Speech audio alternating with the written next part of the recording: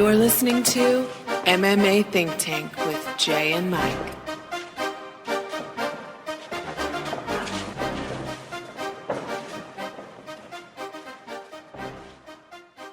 All right, Mike, we are back, and we are actually recording the night of one of the best cards of the year, I think, so far, or it's at the end of the year, so it's almost over, and we had one of the best cards, I think, in my opinion. Wouldn't you agree? I totally agree. Okay. And we're about 20 minutes, but 20 hey, minutes out. Before you say anything else, I want to say that Bellator 166 will go down in history as being one of the best cards. And because of why, sir? No, I'm just kidding. We're not talking about Bellator 166.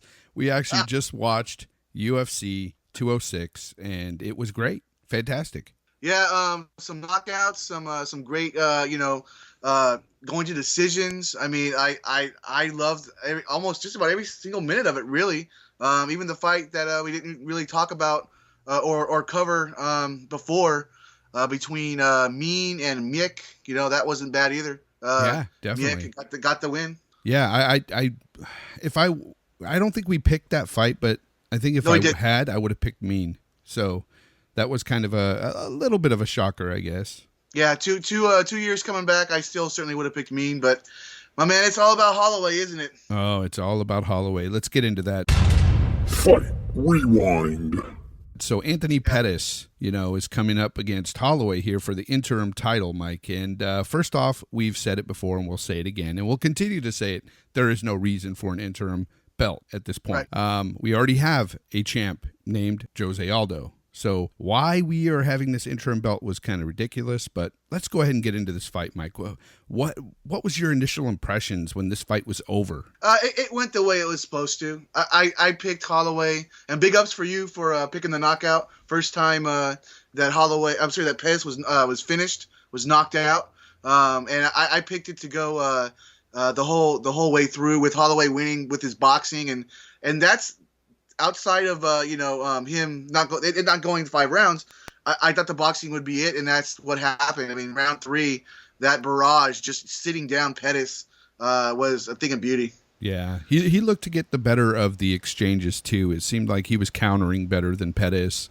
And Pettis trying those cartwheel kicks and all that flashy stuff, he needs to quit that, in my opinion. I think it does nothing for him. What do you think? Yeah, Jay, it looks good, and maybe it'll land and give something to the judges to look at. But I think the guys that he's fighting now, I think it's not going to work. But I mean, just to quick recap. To me, the first round, let me know if you disagree, but the first round was close to me. I mean, it was all striking, but I thought Holloway, his boxing was better than Pettis' kickboxing. Pettis did say he broke his hand, and they showed, during the post-fight interview, he did have ice on it. And then round 2, Holloway got the flash knockdown, but other than that, it was really close. I thought, on the feet, other than the flash, and, we already talked about, the stoppage in the third. Would you agree with that, Jay, or do you think one guy won outright? No, I think it was very close. And I even started to rethink, is Holloway going to be able to put him away like I initially thought when we picked this fight? But he came through for me in that third round. Like you said, that barrage he put on Pettis, I don't think any man could have withstood that in the 145-pound category now that McGregor's gone. Yeah, the body punches, especially throughout the whole fight, but especially when Holloway finished Pettis, were just brutal. I mean, and by the way, guys out there, our buddy Bert that we talk about every so often, he was with me watching the fights, and we had a good time. And Bert, if you're listening, great time, and man. We were calling those body shots, weren't we? I'm to go back to one of the questions you said earlier though, Jay. It's supposed to be Holloway's time, man. It really is. And this is I wish that Pettis wouldn't have broke his hand, but I think Holloway would have won anyway.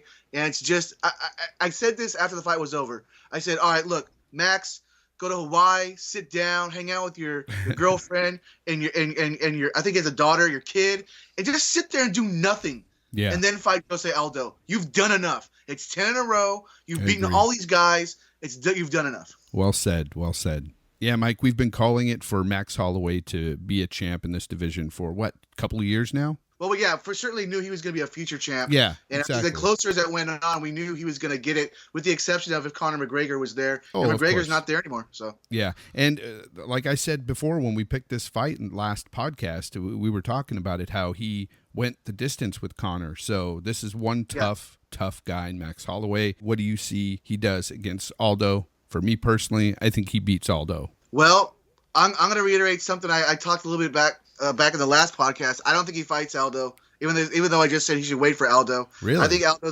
he's gonna drop the belt. He's gonna go after Conor. I see that's gonna happen. But if he doesn't do that, I think that it's gonna be a great fight with Aldo. I don't know who's gonna win that fight.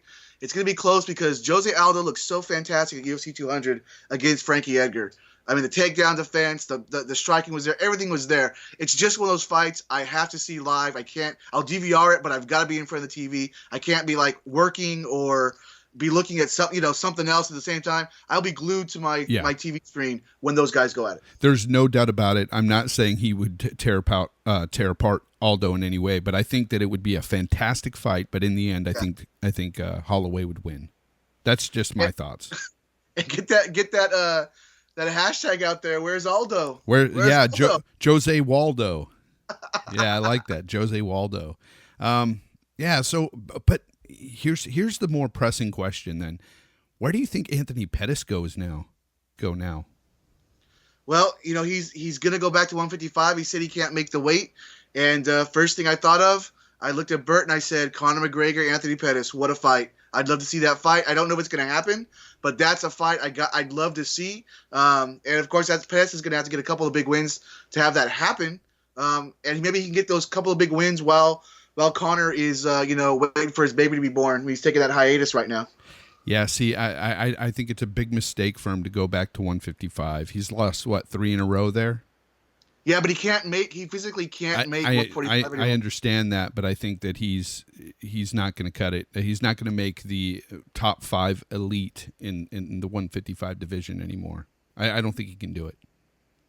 Well, I mean, so you're calling for his retirement or go to 170 or what? No, I'm calling for him to go to Bellator. No, I'm just kidding. No, I'm just saying this guy's always going to hang around the top 10. He's always going to be in the mix, but he's never going to get that belt. That's all I'm saying. I think that if Conor McGregor's there, I don't think he gets it. And I'll even say that the guy who has a good chance of beating McGregor in Nurmagomedov, I think Nurmagomedov might beat him, but. Man, when Pettis is on, he's on. He looks great. But let's not forget too. Pettis is, we think of him still as he's a young, good-looking guy, but he's been in the game for a long time. When they put the stats up and stuff like that tonight, and they talked about Donald Cerrone and Pettis and these guys in the WEC. I mean, they rolled over the WEC in like 2008 or 9, I believe. It's 2016, so a guy like Pettis has been around 6 or 7 years before the UFC. And now he's been in the UFC at least a few more years, so he's getting up there with fight miles. Yeah, and you say Conor McGregor, if he's still in the 155 division, because who knows what that man is going to do? Sometimes you never know.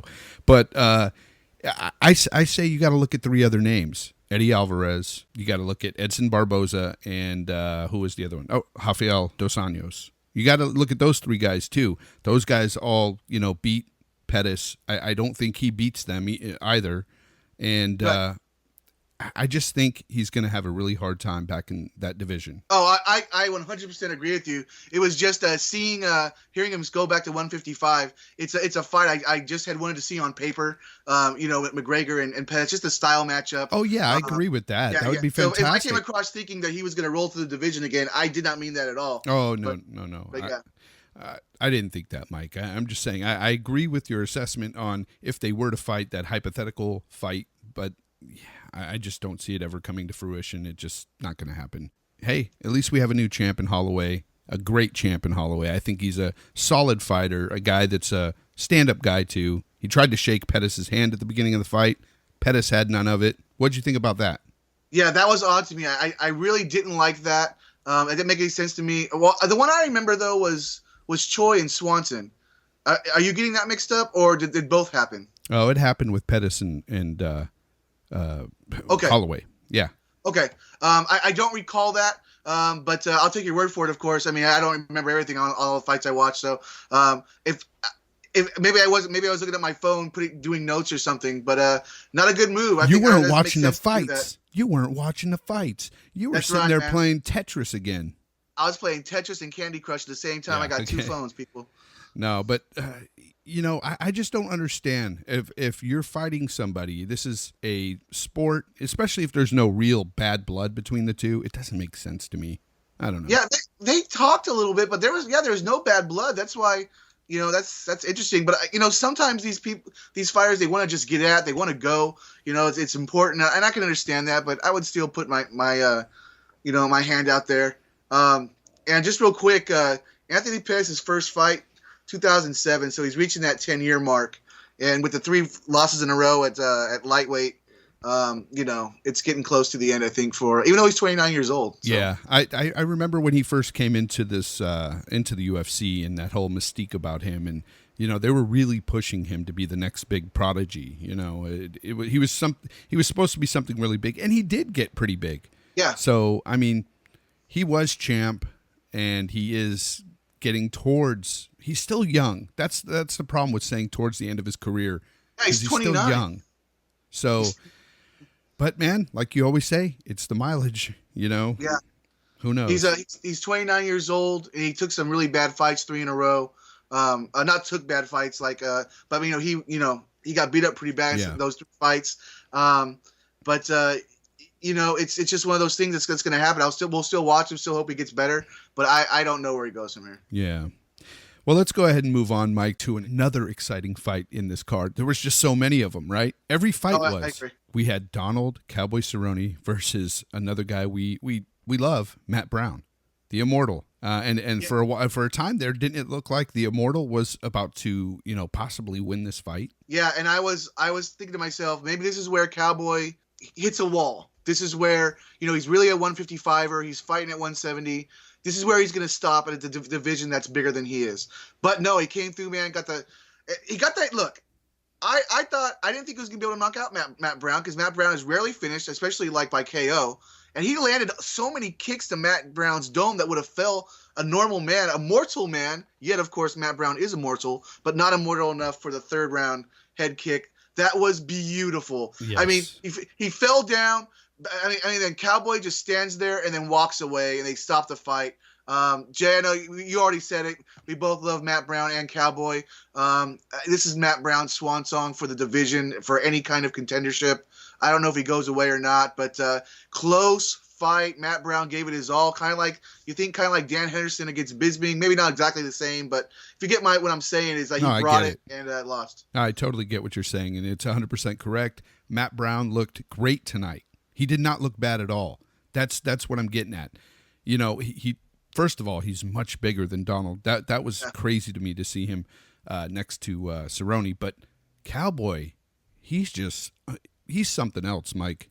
At 170, I think this is where he belongs. At first, I started to have doubts. Like in the 2nd round, I was thinking, oh man, Matt Brown's getting some hits on him. Oh, it doesn't look good for Cowboy. I think Cowboy could get knocked out. Not that he was ever in that much trouble. It looked like the size difference and the power difference was going to play a part here. And it went the other way. And it really shocked me when he got that head kick in the 3rd.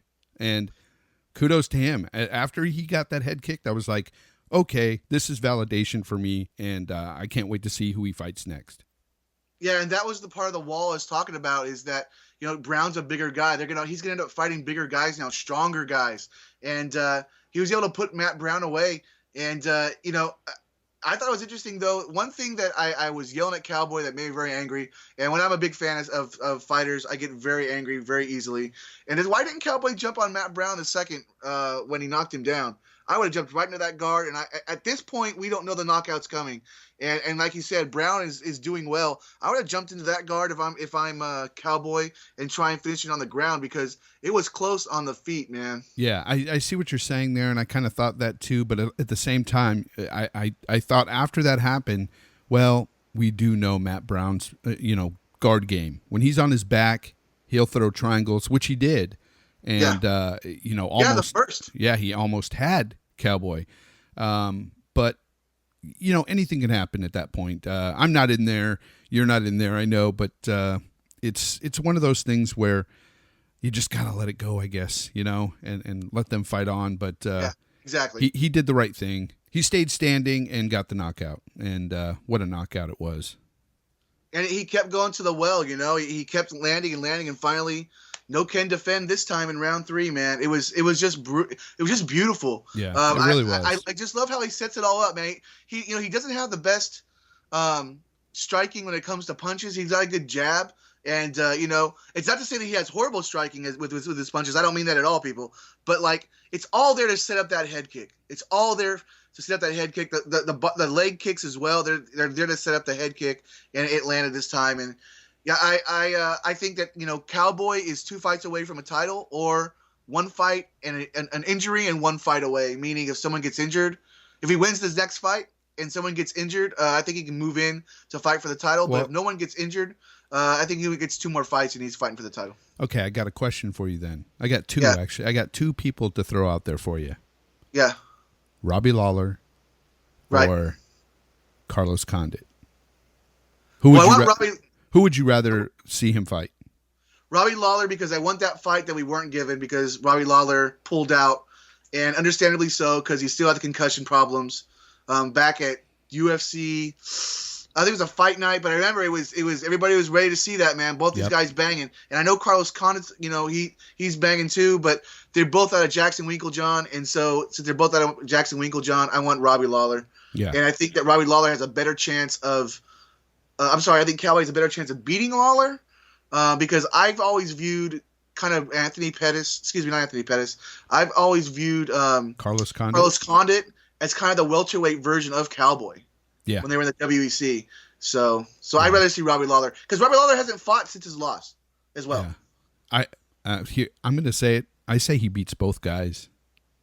I say he beats both of them. I agree. Yeah. And I know Bert would disagree with us. Bert would tell us that Lawler would win, right, Bert? I know you're listening, Bert. So Bert's a big fan of Robbie Lawler's boxing style. I know. And hey, there's nothing to be ashamed about that. Robbie Lawler is a good fighter. He scraps, but I just think that Donald Cowboy Cerrone just has it. So yeah, he's got the overall game. But Lawler, man, if he gets you against the fence and goes to the body and comes back and goes to the head, it could be lights out for anybody.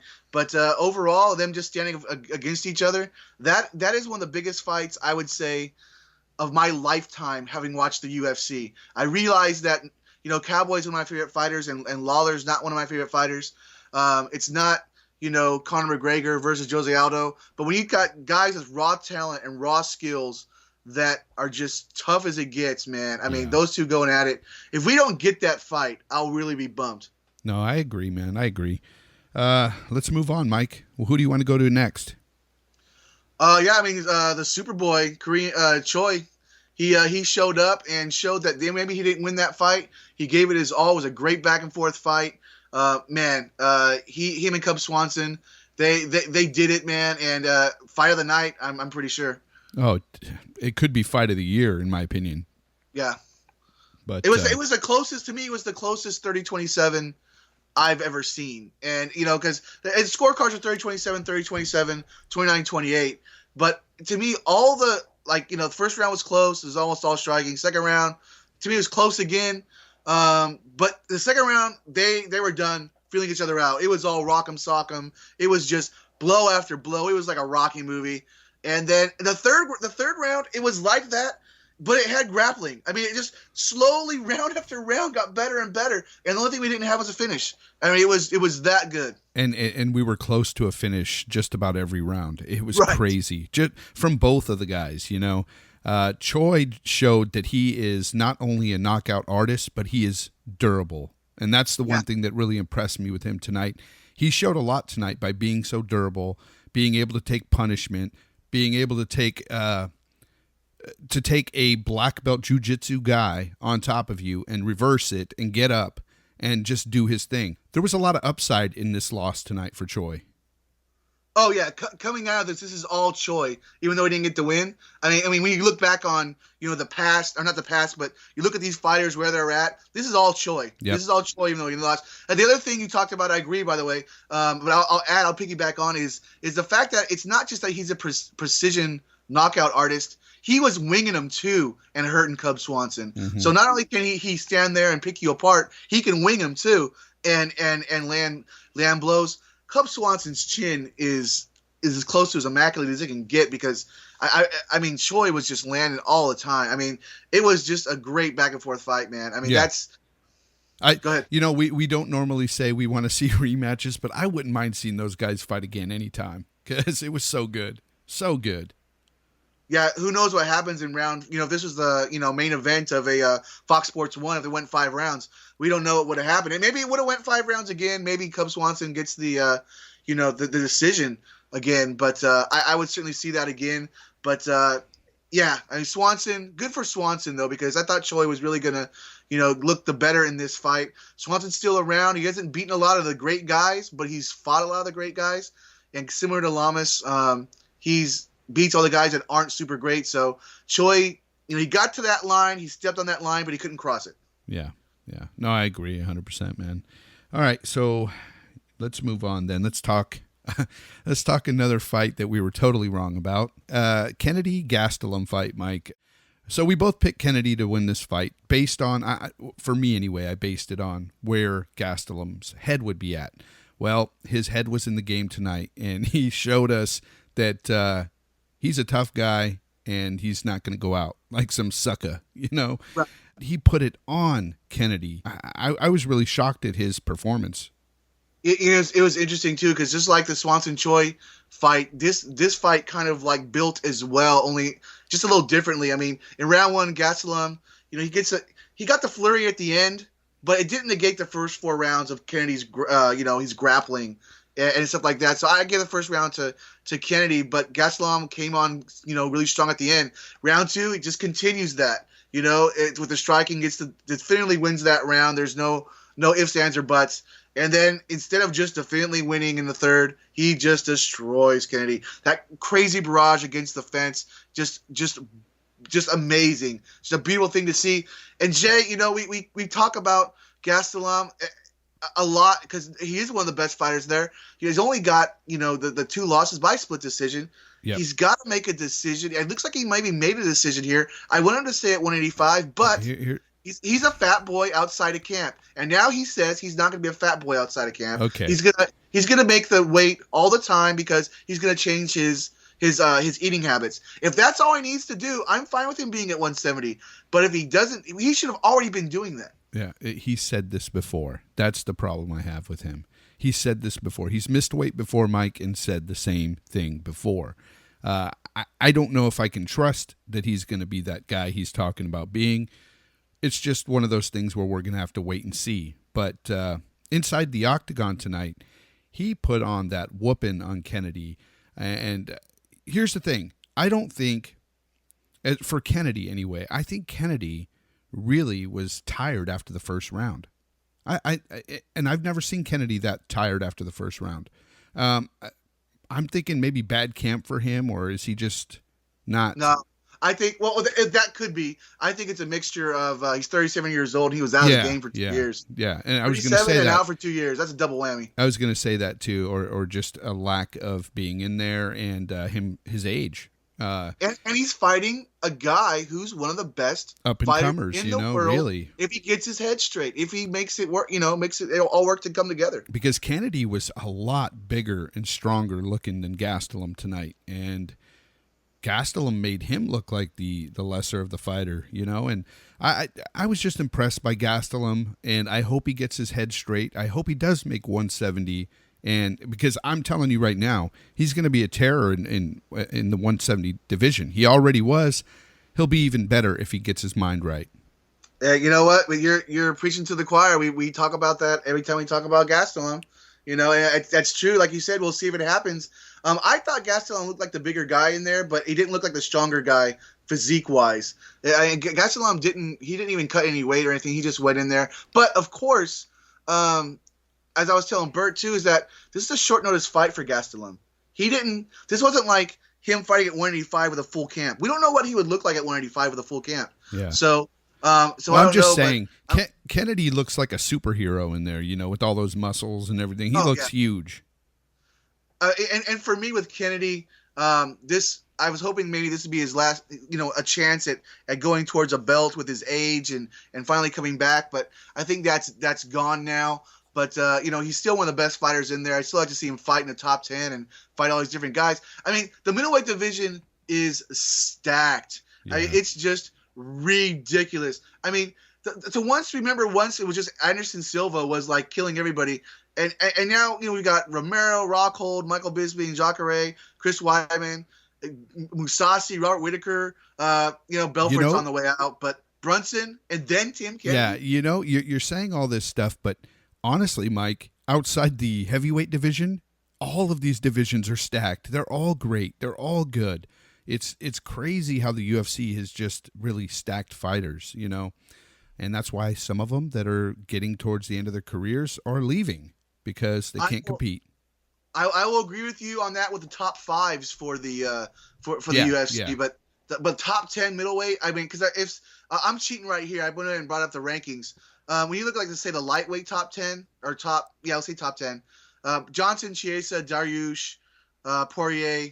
I mean, those guys are good guys, but they're not the same guys as Whitaker, Silva, and Brunson and Kennedy, in my opinion. But maybe lightweight's not the best one to talk about, but there's other ones I see that Brian Ortega, Dennis Bermudez in the featherweight division. Yeah, I hear you, but I'm just saying, you got some really top talent there in each division outside heavyweight. So if you ain't got nothing else to say on this fight, we can move on if you want. Yeah, I'm certainly good on that. I just say that get your head right, Gastelum, because he sincerely seems like a good guy that just needs. I don't know where he needs to go, Jay. If he needs to go to another camp or he just needs to have somebody on his hip. But no more Fat Boy Gastelum, man. That's all I gotta say. Yeah, maybe Mike Dolce or somebody can help him out. Yeah. All right. So where do you want to go to now, Mike? Well, we'll just go ahead and I say we just backtrack. It was 2 weeks, and there's been. If you guys don't remember, there's been a lot of fight cards over the last 2 weeks for Bellator and the UFC. World Series of Fighting is going to kick their thing off later on in a couple of weeks for their December big card. But let's backtrack to some of these cards. Will be quick, guys, because they weren't great, but some, like the TUF 24 finale, were fantastic. Bellator 168, that happened at 1 o'clock this afternoon. Alessio Sakara fighting Joey Beltran in the main event in Italy for Bellator. It was supposed to be the Melvin Manhoff rematch with Rafael Carvalho, but that fell apart. So just both KO punchers. Someone had to fall, and that's what happened with Sakara in front of his Italian countryman. Yeah, there's nothing really I can add to this fight, Mike. It was over that quick. Yeah, I wish we had that title fight, but it is what it is, and there it was, I guess. Let's backtrack now to yesterday. That was UFC Fight Night 102 with Derek Lewis versus Shamil Abdurakhimov. Lewis. Not exactly round 1 through 3. Yeah, this wasn't the fight not the Lewis we thought we were going to get. Is what I'm trying to say. Right, and I didn't think it was the way that any of these fighters were going to take it. To be honest with you, it would make sense that Shamil would try and take it down because he's got a lot of submissions compared to Lewis. But I mean, rounds 1 through 4, it was just Lewis getting taken down, pushed up against the fence, not much happening, and then Lewis took advantage of the gassing Shamil and took him down the 4th and just pounded him out. It's almost like he had no more for this guy. I'm done with this now. I'm just gonna put you away in the 4th, and that's what he did. Yeah, I don't know if this proves anything about Lewis and maybe his takedown defense, but I don't know. He's got to work on that. That's for sure. Well, in the last podcast we were making picks. I certainly picked Lewis, but I said don't sleep on Shamil because they're both heavy punchers, and he's got a good ground game. He showed the ground game, but look. If you're going to go 5 rounds, you've got to have a gas tank, and you can't be carrying a lot of weight. And he was carrying more weight than muscle, in my opinion. Shamil was. They both do, but Derek Lewis is just gifted with a better gas tank, I guess. I mean, Shamil didn't really do much when he was on top or against the fence. So, But that's that fight, my man. We can move on. Yeah, we can move on. TUF 24 finale. This is where we get into some good stuff here. Demetrius Johnson versus Tim Elliott. Johnson gets the win. Unanimous decision. 49-46, 49-46, 49-45. Jay, let me just give you my rundown real quick. I thought Elliott won the first with the striking and knocked down Johnson. But round two, Johnson came back and took Elliott down and just owned him on the ground. Rest of the fight, Elliott played around and right into Johnson's hands. I didn't understand why Elliott was kind of goofing around, smiling and stuff like that. He was just happy to be there, and you don't do that against the pound-for-pound best fighter in the world. I give Elliott props for making it the whole way, but Demetrius Johnson just showed again why he's the baddest mofo on the planet. Yeah, no, I agree 100%. The first round did go to Elliott, and it had me perked up. It had me going, this is going to be a really good fight. I wonder what's going to happen. I still knew Johnson would win it, but I was just like, hey, this guy's putting up a good fight. After the first round, though, you're right. It's like he didn't give him the fight, but he didn't put it all out there either. Yeah, I just got that feeling watching Elliott. I don't know what it was, but I got that same feeling like he wasn't actually, giving it his all. Well, here's how I looked at it, just to give you my specific reasoning. Round two, Elliott got taken down and beaten up, and he was dominated, but not so much that he couldn't, in round three, be fresh, and he was fresh, but he didn't attack like he did in the first round. He waited for Johnson to take him down as opposed to pressing forward and throwing punches and moving around in his awkward stance. Part of his game is being awkward, and he kind of just hung around waiting for Johnson to take him down. That's kind of how I looked at it. Yeah, no, I see it the same way too. But Johnson again proves why he's the pound for pound best, and he wins this fight. And he's only got another fight to tie or break the record? Yeah, to tie. I thought it was closer. I hope he just, look. This may be a great segue to the next fight, Benavidez versus Henry Cejudo. If he beats Benavidez for the third time, he ties Anderson Silva, but he's got to break the record, in my opinion, and then move to bantamweight. We've talked about that, Jay. I know you agree, but is there anything on the Johnson fight before we move on to Benavidez? No, we can move on to Benavidez. Well, one last thing. Johnson, he's the best. I'm just going to say it again. Anyway, let's go ahead. Move on. Yeah, he was cool as a cucumber, man. I tell you, in there against for all 5 rounds, even when he was getting knocked around. But yeah, Joseph Benavidez, this was an interesting fight. Benavidez won a split decision, 27-29, 30-26, 29-27. All right, so the point was taken away from Cejudo for two groin shots in round one. We'll get to that in a second. A little more talk, and then Cejudo's stand-up looked much better. But from before, but Benavidez won the close fight, in my opinion. I think Benavidez won, 2 to 3 rounds at least, but they were close. And then when we talk about the round in round one with the growing shots, I like that. I'm fine with getting draws. I don't want a lot of draws, but if you kicked in the nuts twice very quickly in the same round, take a point. I don't like this. Well, they didn't really mean it. Well, the guy's got hurt balls now for 2 shots in a row. It doesn't feel good. And if that means we have to deal with a lot more draws and the sport evolves a little bit, for that way, I'm fine with it. What did you think, Jay, about the point taken away? Well, I just want to comment. You said it didn't feel good. Now, you may be offending some people out there because to some people it may feel good. That's true. I'm just kidding. But I've seen videos. TMI. Anyway, I agree. I'm not seeing points being taken away from other fighters doing this. We see it all the time too, and they sometimes even 3 kicks, to the groin, and they'll just warn them. And I'm just like, no, take a point because, I'm sure that's got to drain something. That's got to hurt your fight game. It's got to. Yeah, the thing I always bring up, because I'm a Matt Hughes fan and people believe me, I don't think he would have beaten George St. Pierre in the second fight, even if he was 100%. But George St. Pierre kicked him in the nuts 3 times, very and quickly 3 times. And after the fight, Hughes said, "Look, he won the fight, but that takes a lot out of you when you get kicked in the nuts, and you're worried about getting kicked the fourth time. Exactly. Now, obviously, GSP, I believe, is a stand-up guy and didn't do it on purpose.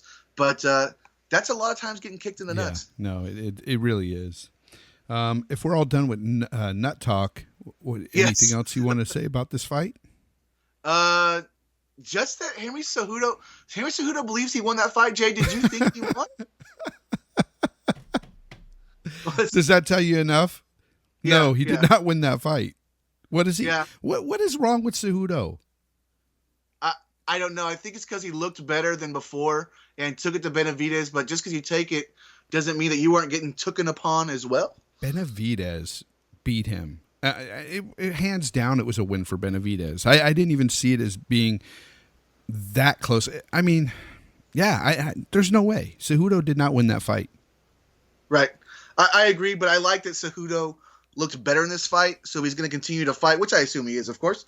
I think he's got a good shot at not just getting even more better, but fighting for a title again in a couple of fights. You said Betta. That's right. And Benavidez, give him the third shot against Johnson. I don't think anything changes here, but you never know. The first fight went to the cards. Second fight, knockout in the first round by Johnson. But this road's been traveled. Yeah. I know there's been different forks in the road, but it all ends with Mighty Mouse winning. Yeah, that's a good one. Yeah, the roads all lead to Mighty Mouse winning. not even just it leads to Mighty Mouse for the fight. No, it leads to Mighty Mouse for the win. Don't take the left, Harold. You'll still get the Mighty Mouse, but you'll get choked out. Yeah, no. Yeah, nobody's beating him in that division. Mighty Mouse will go down as one of the best champs ever, honestly, because he's beaten everybody several times.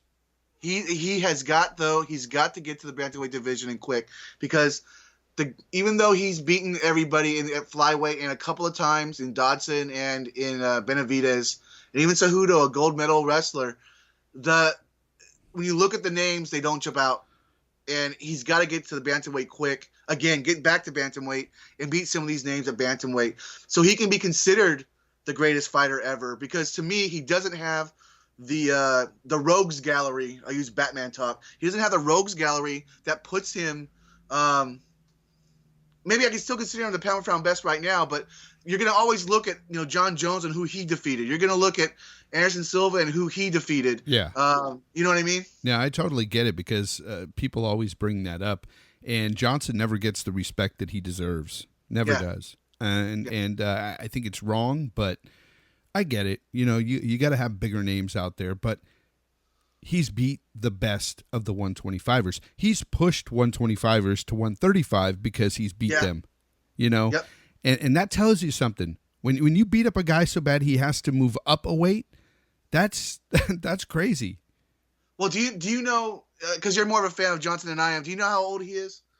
He's not yet 30, right? I think he's like 29. I'm not too sure. Don't quote me on that, but he might be 29. No, I agree. I think he's not yet 30. And so he needs to get to the bantamweight division now and start beating up on guys in the top 5. I mean, like, fight your Cody Garbrandts, fight your Brian Caraways, those kind of guys that they're in the top 5, they're in the top 10, but he's gonna roll through Caraway.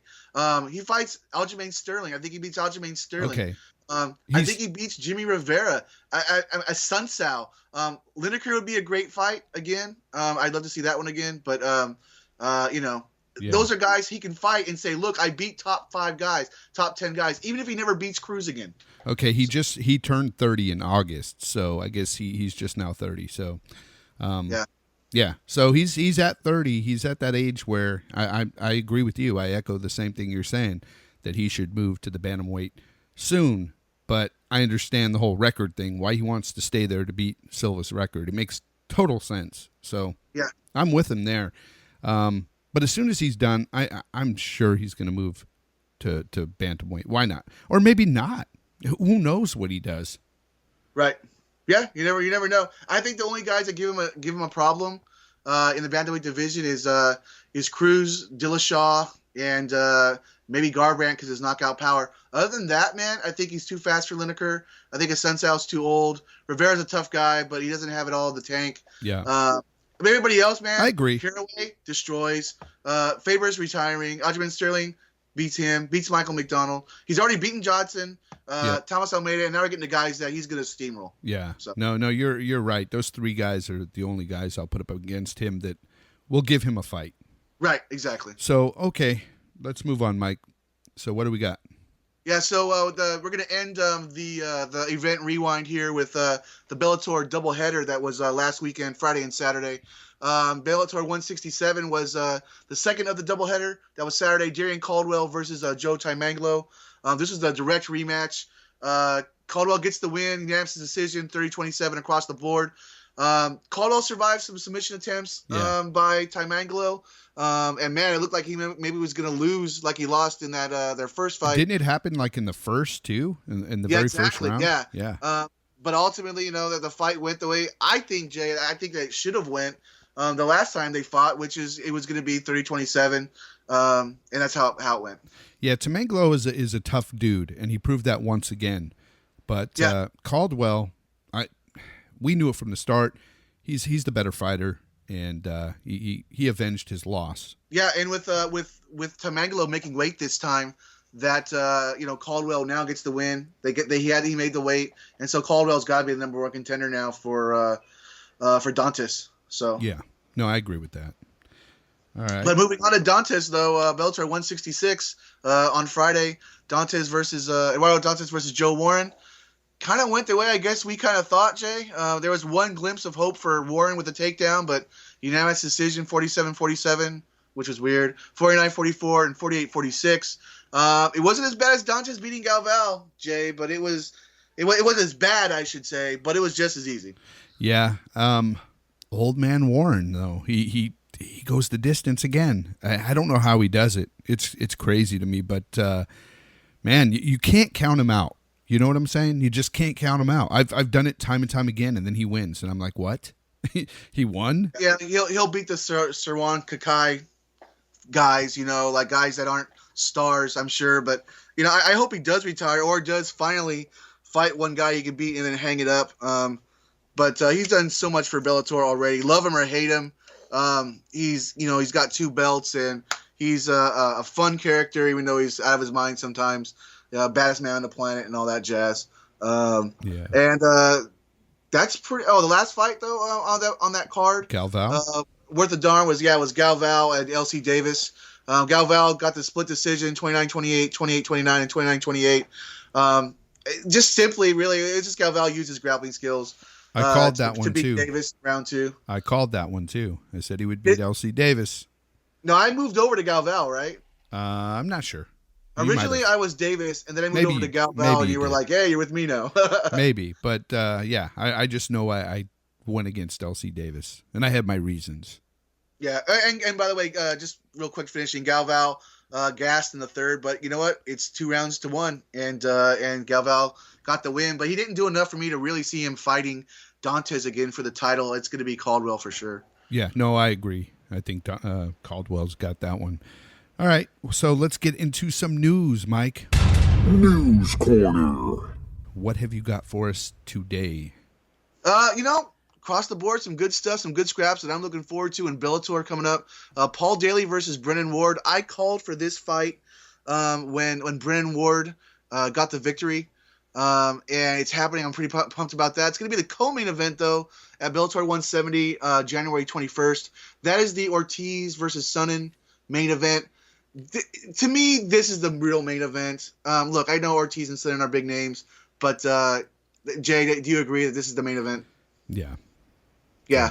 Daly's 38-14-2 with 28 KO, TKOs, and 2 submissions. Ward's 14-4, 9 KO, TKOs, 4 submissions. So Ward's got the overall better skills, knockout power, and better grappling, but Daly's knockout power is just top notch. So. I got a question for you though. Do you think Brennan Ward will try to fight Daly's game? I think he will. And you jumped ahead of me. I'm glad you said that, and that's why I think he's going to lose. Yeah. No, me too. I think Paul Daly's going to win to make because of our that. Preliminary picks. Yeah. I would like to see Ward do it because he's a younger guy, and I think Daly's done about all he can. Wait a minute. You want to see him fight standing up with him, or do you want to see him? No, I want to see Ward get the win. Oh, yeah. Me too. I want to see him get the win, too, because Paul Daly's been there, done that sort of guy.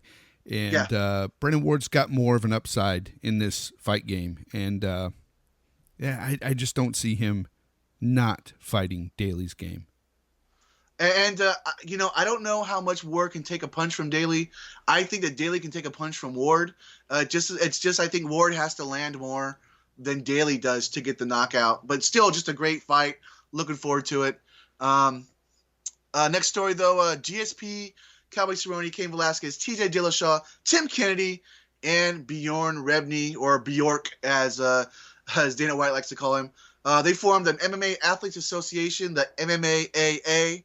That happened early this week.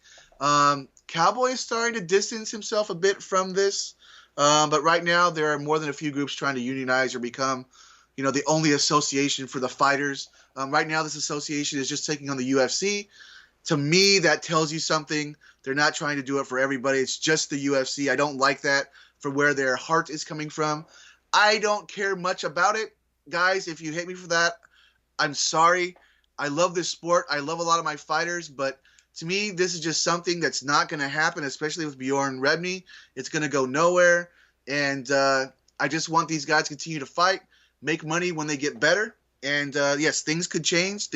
Fighters should get paid more. How much more? It's always up in the air. I don't know. Yeah.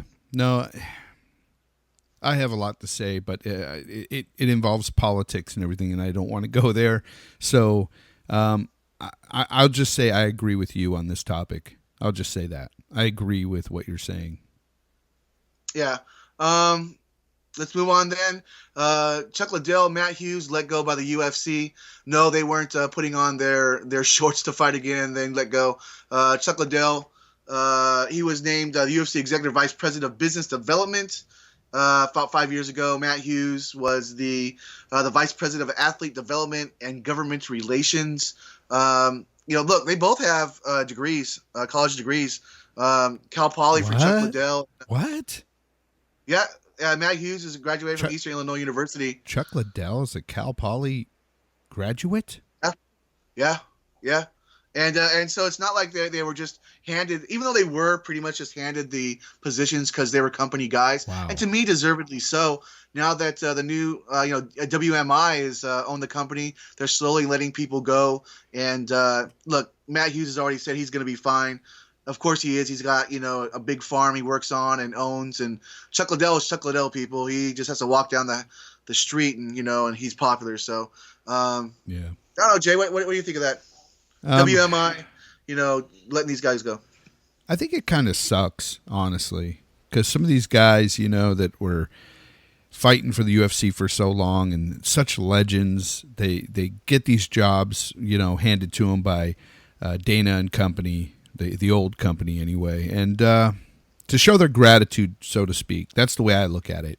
And, they actually do something for them, and here, this new company comes along and just gets rid of them. And it's like, do you know what these guys mean to the sport? This is Chuck Liddell. This is Matt Hughes. These aren't just guys that are, this isn't Leonard Garcia. You know what I'm saying? Right. And no offense to Leonard Garcia, great fighter, but it's Matt Hughes. What are you doing? These guys helped move the UFC from the darkness into the light of mainstream. And, this is something you talked about, not getting into too much politics here. And I'll say the same thing here. And I'm a conservative saying this, but I'm sure I lost half the audience saying I'm conservative. So I lied. I'm liberal. Or which am I? Who knows? But basically, this was a family company. Yeah. This was a family company. And if you did well with the family, you were rewarded. And the reward that's gone now. It's completely, money-making corporate kind of thing. And I'm not saying corporations are bad or anything like that, but now this is just what it is.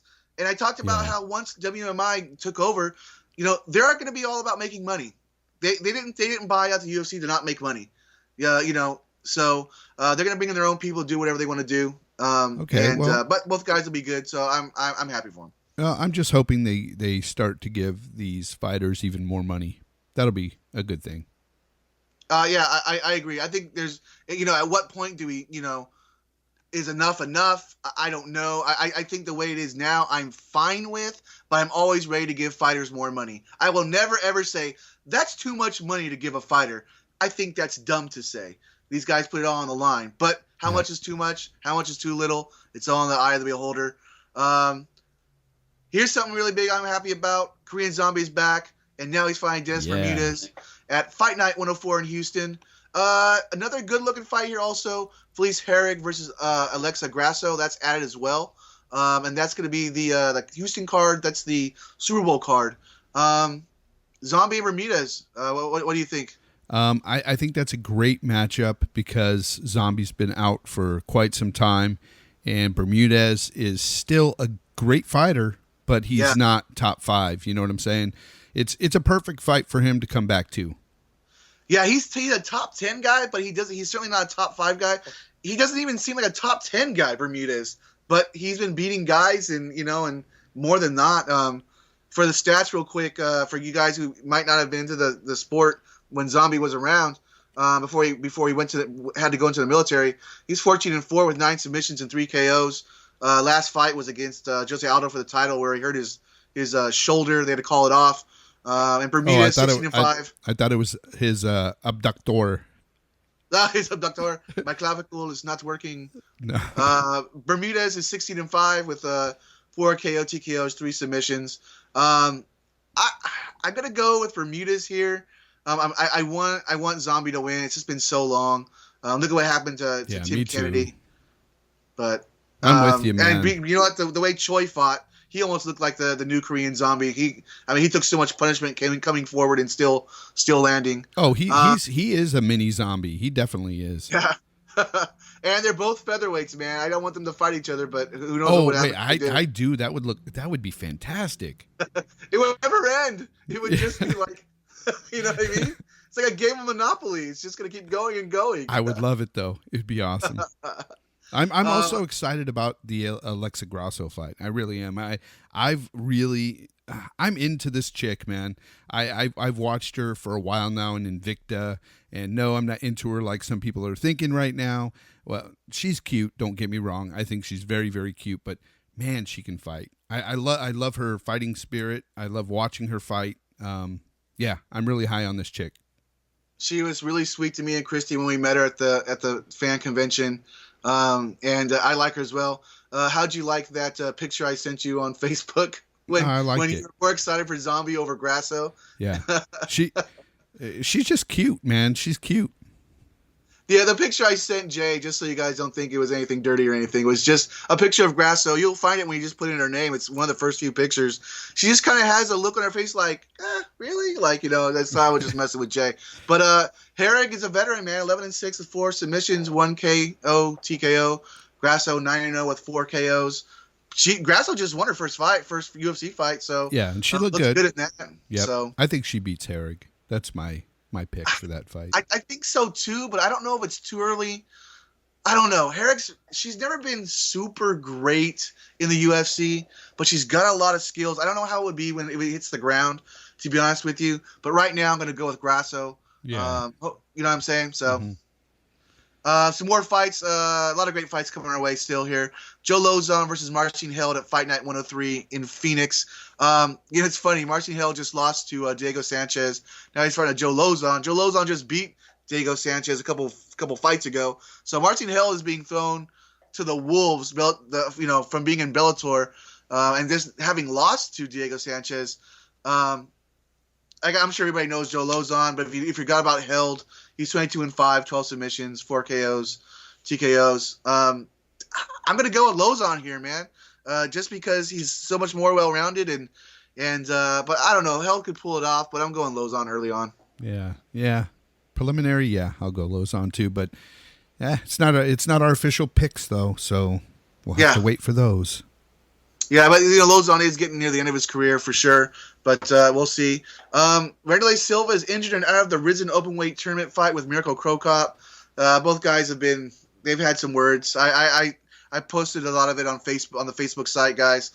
Basically, Crow Cop basically calling Silva a chicken, and Silva saying, "Oh well, I'm not 100%, so I can't fight, and I'd fight if I was 100%." And I don't know, man. It's just once these pride guys, these pride, veterans go away, Rizen's gonna go away. So it's kind of a sad fight to lose because they've fought twice before, and I was looking forward to watching it, but to be honest with you, it's not gonna happen. I'll move on. I honestly heard that Silva really was injured when he was trying to feed a carrot to a bus. Well, it's I got to figure out where Chael Sonnen is in all this because he was supposed to fight Chael Sonnen, and if he's too busy feeding carrots to a bus, then I don't know where his head is. Yeah. So, Juliana Pena versus Valentina Shevchenko. This is a ladies' fight here. I am really getting behind. It's going to be at UFC Fox on Fox 23 in Denver. From behind. Well, yes, behind and looking forward to seeing. Pena's 8-2. I'm going to say it. I have kind of a crush on her. I don't care. I've liked her since TUF. She's 8-2 with 3 KO TKOs and 3 submissions. Just beat Kat Zingano at UFC 200. That's a big deal. The Shevchenko 13-2 with 4 KO TKOs, 5 submissions. Just beat Holly Holm. So this fight's really going to show us who the number one contender is. I already thought it was Pena, Jay. It's already Pena. I've been calling for Pena to be champ for a while. I think she's better than who's the current champ? Her name eludes me. Nunes. I think she's better than her. No, I agree. I thought that she should have fought a couple fights ago, but it is what it is. So you picking Pena in this or Shevchenko? Oh, I'm picking Pena all day. That's not changing. I think Pena's grappling is just going to get it done, but Shevchenko's she's good on the feet. I mean, she's got some submissions too. Pena's not bad. Pena's not bad on the feet either. So right. I think she can hold her own, even against Shevchenko, or whatever you call it. I don't know. These names elude me. Right. So Pena, my wife and I, we took a picture with her, and I had a hard time talking to her because she's just so beautiful. But I digress. Habada. Yeah. Aljamain Sterling versus Rafael Sunsao has now been rebooked to UFC on Fox 23. The same card that Pena Shevchenko's on. So we're going to get that fight again, which is great. I like to see that fight. Sterling is 12-1, 6 submissions, 2 KO TKOs. Just lost to Caraway. Sunsao is 23-5 with 10 submissions, 3 KO TKOs, and just lost to Dillashaw. I don't know who to pick here, Jay. I'm going to be honest with you. I want to go Sterling, but if Sunsal's a proven vet, went all the way with Dillashaw, and Sterling just lost to Caraway. Yeah, and the Sunsal's ground game is solid. So it's a hard one. It really is. So we're going to have to see where Sterling's at, and I think that's going to be a game-time decision, to be honest. I agree, and where his head is in the game after losing to Caraway. But it is the only time he's lost. But I think it's a perfect fight for Sterling if you want him to grow or see where he's at. Yeah. He loses to a Sunsao, you've got to hold him back a little more now. Fight guys in lower top 10 or unranked because he's still a young guy. But we'll see. Last thing here in the news, we had kind of a short news couple of weeks, I think, because Christmas is going on and coming up and everything. They're not, doing a lot of news with fight releases for the rest of the month. But UFC is going to create a featherweight division for the ladies, with or without Cyborg. It'll be with. Let's get serious here. That's not going to happen without Cyborg. They're doing this for Cyborg. Well, let me continue. Let me read what Dana White had to say. You know what? Shenanigans are afoot. You think so? Okay. Yes. According to Dana White, she was offered 2 title fights, but said she couldn't make the weight in the time allotted. 8 weeks is the time, they said. To make what? Featherweight? Holly Holm. Hold on. One was against Holly Holm, and the second one they said she could fight was Jermaine Duratami, and she's an older fighter who's a great kickboxer, I believe, but not the best the best mixed martial artist. I got you. 8 weeks, Jay, this is something you've been talking about for a while. Cyborg, and she can make the weight, or she could make the weight if she wasn't on something. when you are given a chance for a belt. But let me ask you something. Is this for the 145? She can't make the weight? Yeah. Oh. Yeah, Yes. that changes things there. That's shady. Shenanigans are afoot. Let me finish my thought. And like I said, you're gonna probably agree with me because you've been horning this forever. If you have 8 weeks to get in shape for a fight, last notice, hey, get ready. You're gonna go fight for the title 8 weeks from now. You should be able to make that weight. Yeah. She makes it for Invicta, so that tells me that maybe she is taking something. Maybe she is on something still because she was surprised that 8 weeks is perfect for a fighter to. It's that wild yam, sucker. Yeah, I don't know, man. So I think there could be some truth to her still being on something or cycling. Yeah. How do you not fight Holly Holm or Jermaine, especially Jermaine Duratomy? Yeah, how do you not go up against somebody who's as talented as Holly Holm, who was the champ at 135? That's a no-brainer. For a belt, it's a no-brainer. Yeah. Because at 145, not at 140, at 145, which she's always said, if you make it at 145. I think Cyborg would make Holly Holm look foolish. I really do. I really do. No, but I want to see the fight. Yeah. Well, it sounds like we're not going to be able to see that fight because somebody is juicing. Yeah, no, and you guys maybe. out there, you guys know I usually don't push that button very much, the juicer button, but it doesn't make any sense why she can't make the weight in 8 weeks. And if she can't make the weight in 8 weeks because she's a fat girl between fights, then she isn't fat. She isn't fat. It doesn't make any sense. No. But anyway, that's sticks and stones and throwing those and all that stuff like that. So that's your news, people. Well, thank you Jay, for let's the get on to pick news. some. Yeah, thank you for that news, and let's get to the picks, Mike. We pick 'em. Looks like we don't have much to talk about, Jay, because this week we have just a one Bellator fight and 3 fights on the UFC on Fox 22. Next week, the week after that, no fights because of Christmas. So okay, I'm down with that. So Friday on the 16th, we got King Mo versus Satoshi Ishii. King Mo, I'm sure you guys already know King Mo, but if you don't remember Ishii, he just fought and lost to Rampage. It was close though. Ishii's the gold medal judoka, won it in 2008 in the Olympics. He's 14-6 and won with 6 submissions, 1 KO, TKO. I know Rampage and King Mo are different, but Ishii was the one that won that fight, by the way. Right, that's what I was saying. It was close, yeah. So I don't know. I know that Mo and Rampage are different. They're younger. They're both kind of got the wrestling base and striking, but I'm still going to call a close fight here. I think Ishii has a good chance of squaring up and getting the takedowns on Mo, but I've got to make a pick, so I'm going to go with Mo, but I think it's closer than we think. Like we didn't think Rampage and Ishii was going to be close. I think this will still be close, but I think Mo's going to get it by decision. I'm going to go with King Mo Betta Mo. Yeah, there you go. Moving on to the 17th on Saturday, which is UFC on Fox 22. Yours truly will be there, and I will be Facebooking, hopefully meeting different fighters. Paige Van Zandt versus Michelle Waterson. That is the main event. You will be there, huh? I will be there on floor seats. I got something to say about this fight. Go ahead.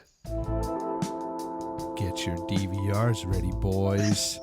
Get it ready. We've got the karate hottie herself and Paige Van Zandt. Yeah, and it's going to be a great fight. It's a great looking fight. It's going to be great looking in the cage. Everything is going to be fantastic in this fight. Both these girls bring it. Van Zandt, is 7-2, 2 KOs and 2 submissions.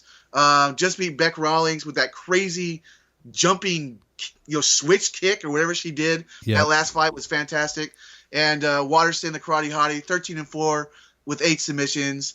Invicta vet, also 3 KO TKOs. Jay, for me, it comes down to Waterson she's a veteran. She trains at Jackson Winklejohn. She just beat Angela Magana, which isn't much, but I'm hoping for Van Zandt, but I think I'm going with Waterson. Me too. I'm going with Waterson based on Winklejohn Jackson. That's what I'm going with her for. Yeah. But you can't lose with any pick here. You really can't. Yeah, because Van Zandt has been looking better every fight. Even when she lost to Namajunas, to get to the 5th round and survive as long as she did in that 5th round was just amazing. There's always something you can point to with Van Zandt getting better. And I think she'll still be one of the title contenders soon enough. But I think Waterson, I think she's just going to get here. But it is 5 rounds, and maybe I don't know if 5 rounds will make a difference or not. But maybe it will. Maybe Van Zandt can maybe in the 4th or 5th mount a comeback or get those rounds to seal the deal. Yeah. Moving on, Uriah Faber versus Brad Pickett. This is Faber's finale fight, people. Let me just say that I've liked Uriah Faber for a long time. Jay liked him before I did. I wouldn't say got me into Faber, but really opened my eyes to Faber because when we went to see our first fight together, Jay and I, and Marcos, I know you were with us too, buddy. Thanks for keeping in touch on Facebook. I really thought that Jens Pulver was probably going to beat up Uriah Faber. And Faber that night took it to Pulver and really opened my eyes to how great of a fighter Faber was. And that was at the apex of Faber's greatness. Mm-hmm. And, man, just to be there, I have to be there. It's in Sacramento. I live about 20 minutes away from Sacramento. I have to be there, so I'm going to be there. I was there for Randy Couture's last fight in Toronto and, coincidentally, Benson Henderson's first UFC fight. So I'm looking forward to this. But let me just get back to the stats here. Faber's 33-10 with 19 submissions, 7 KO TKOs. Just lost to Jimmy Rivera. I think that's why he's decided to pull the plug on his career. Pickett is 25-12 with 10 submissions and 7 KO TKOs. Faber all day, Jay, in this. Faber all day. Yeah. I'm going Faber too. I really hope he pulls it off, man. I really do. And I'm sure on our next podcast, we'll have a lot more to say on Uriah since he'll be retired. And maybe we'll play a little bit of audio from his retirement speech or whatever he gives. Yeah. But, yeah, I hope he wins, man. I feel the same way. I'm saying all day, but I'm also hoping he wins. Without, this to be a little more we'll talk about too later, I'm sure, or another podcast, but really without Uriah Faber, you don't have these lower weight classes. Because the UFC, they dropped their lightweight class one time for a little bit. Faber, he was the champ at 145 before the UFC had it. Yeah, I agree with you. And we'll get into that next podcast for sure. Yeah, the last fight though on that card, I wish it was a better card, not just because I'm going to it, but usually they're better on Fox, in my opinion. I think this card is solid outside of the Uriah versus Pickett. Like, I'm excited to see Uriah, not so much Pickett.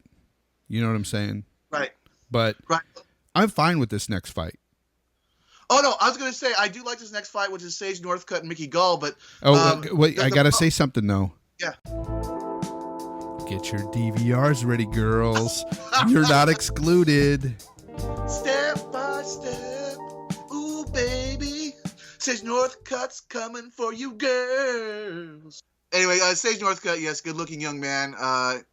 Why he and Paige Van Zandt are not a couple, I don't know. They would produce beautiful children or, I don't know, superheroes. But anyway, Sage Northcutt's fighting Mickey Gall. Northcutt's 8-1 with 4 KO TKOs and 3 submissions. Just beat Enrique Marin.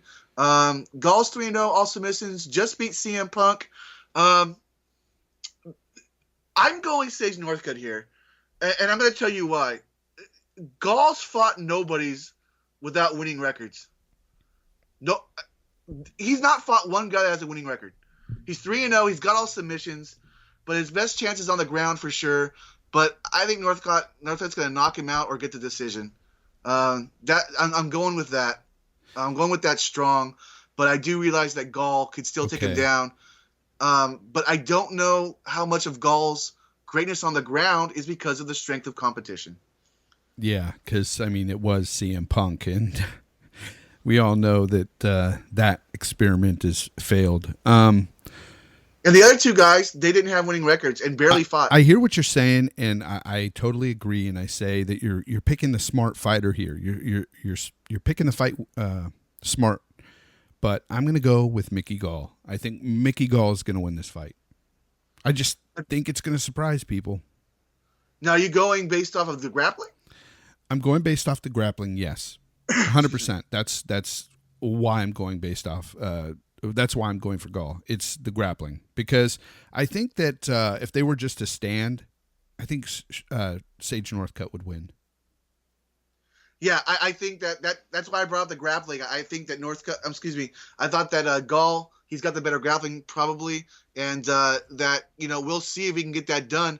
But I just think that if he can't get the grappling done, that Sage Northcutt, man, I realize he hasn't knocked anybody out in the last 2 fights, but his striking is still there, and we'll certainly know if Gall can take down Northcutt. That's legit. Not because Northcutt is like this great, guy with takedown defense, but we got to remember that Gall is 3-0 and 2-0 in the UFC.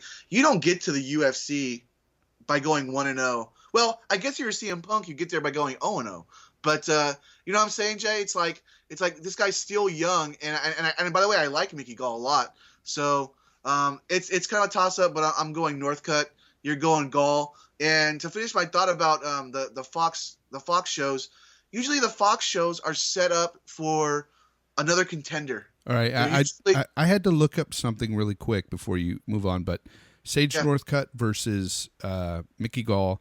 I thought, and I was thinking that Mickey Gall was taller than he is. He's got a sizable reach advantage too. He's got like 4 inches on him, so 4-inch reach advantage, and he's 2 inches taller. So I think that'll play a part in trying to get close to Sage to grab him and take him down and do his thing. I hear you. No, that strengthens the argument of Gall being able to get the takedown. The thing is, it all comes to strength of opponent.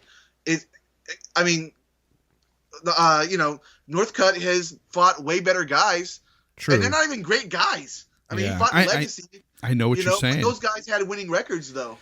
Yeah, I know what you're saying. It's a toss-up. I think this is a fight that we're gonna see where they're both at. You know what I'm saying? We're gonna really see if either one of them is legit. Yeah, I think they're both good for the sport. Both their difference in personalities. Northcutt's the goody kind of guy, and and CM Punk's that swagger guy who doesn't care. You mean Mickey Gall? Yeah, Mickey Gall is that swagger guy that doesn't care. I'm sorry. Who did I say? CM Punk. I'm sorry. Yeah, Mickey Gall. Yeah. But let me just go and finish my thought on this card.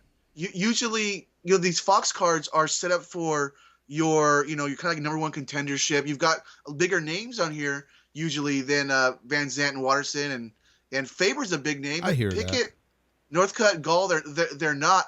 I don't even remember offhand who who the 4th and 5th fighter is, or not fighter, matchup is, because I don't care. And I don't know. And the reason I'm talking about this is because I don't know if this is because of the new ownership.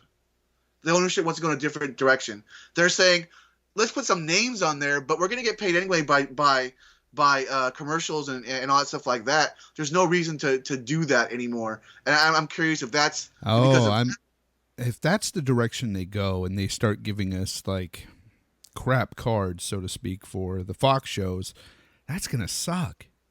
Right. Man, they might hold everything to pay-per-view. You might be onto something there. Because if you look at these Fox shows in the past, it's always big names. Oh yeah, even if they're not like the big. Yeah, I agree. They've always been good.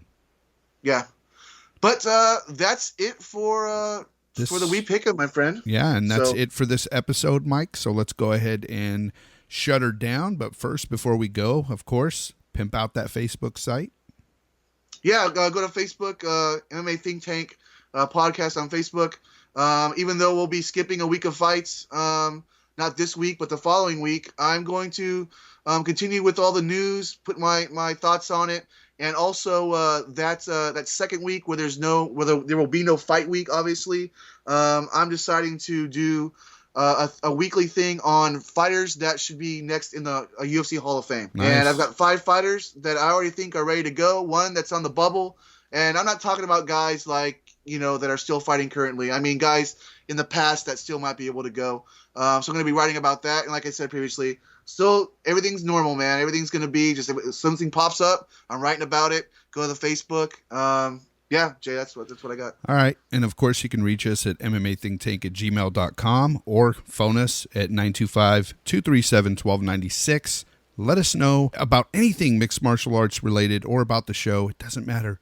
Give us a call or give us an email, and we'll respond, of course. And right? Everybody, Merry Christmas out there, because we will be Christmas will happen during our 2-week hiatus, obviously, and we'll be back for the last set of fights for December. Have a great Christmas, Hanukkah, whatever you celebrate. Have a good one.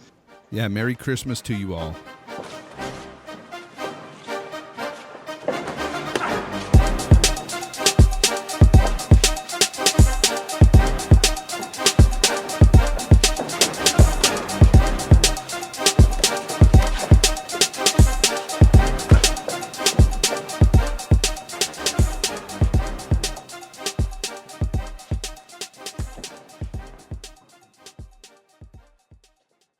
We go.